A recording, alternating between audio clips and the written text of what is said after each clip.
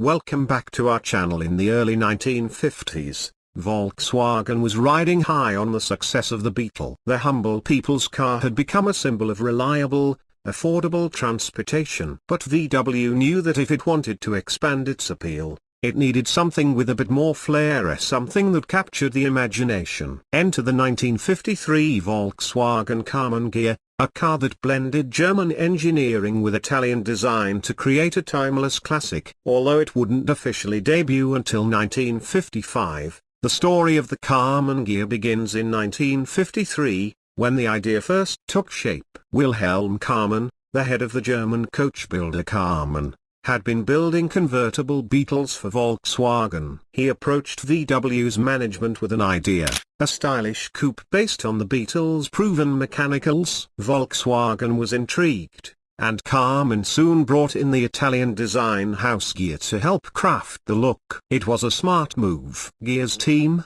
led by designer Luigi Segre, took inspiration from various concept cars of the era and produced a stunning prototype that combined sleek curves with elegant proportions. The body was smooth and understated, with subtle chrome accents and a low, wide stance that gave it a sporty appearance. Yet beneath the surface, it was all Beetle rear-mounted air-cooled engine, simple suspension, and bulletproof reliability. The result was unlike anything Volkswagen had built before. When the production Gear finally hit showrooms in 1955, it turned heads. It didn't offer blazing speed or cutting-edge performance, but that wasn't the point. It was a car designed to make a statement, a stylish, accessible, and refined in a way that stood out from the crowd. Even though the first production year was 1955, the groundwork laid in 1953 was crucial. That's when the design and engineering collaboration really began to take form. It was a car born from international cooperation,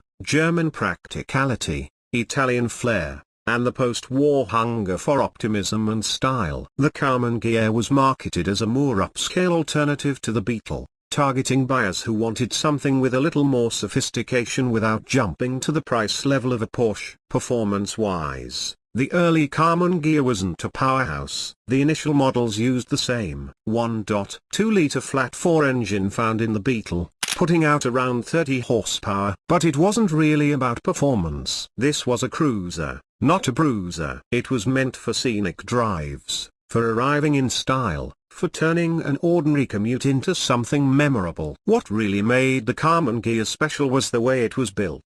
Unlike the Beetle's simple stamped body panels, the Gear's body was hand-shaped and welded, giving it a more sculpted, high-end feel. This attention to detail added to the car's appeal and made it feel more like a coach-built European coupe than a mass-produced economy car. It also made it more expensive than the Beetle, but buyers were willing to pay for the style. As the years went on, the Gear evolved, receiving subtle design updates and a few mechanical tweaks, but it always retained its original charm.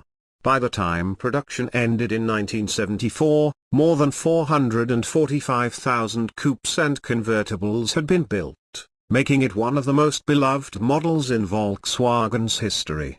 Today, the early models, especially those that reflect the original 1953 design philosophy, are highly sought after by collectors. Their timeless lines, simplicity, and connection to both VW and Italian design make them true automotive icons. They're not just cars, they're rolling pieces of art. For those lucky enough to own one, the 1953 Volkswagen Gear isn't just a classic car. It's a symbol of what happens when form meets function, when passion meets precision. And for Volkswagen, it marked the beginning of a new chapter, a move beyond practicality into the world of style and emotion. So the next time you see a Gear cruising by, remember that its story started with an idea in 1953, a collaboration across borders that produced one of the most beautiful cars ever to wear the VW badge. It wasn't about being the fastest or the most advanced. It was about being unforgettable. And in that, the Gear more than succeeded. Thanks for watching, and don't forget to subscribe, like and press the bell icon button on.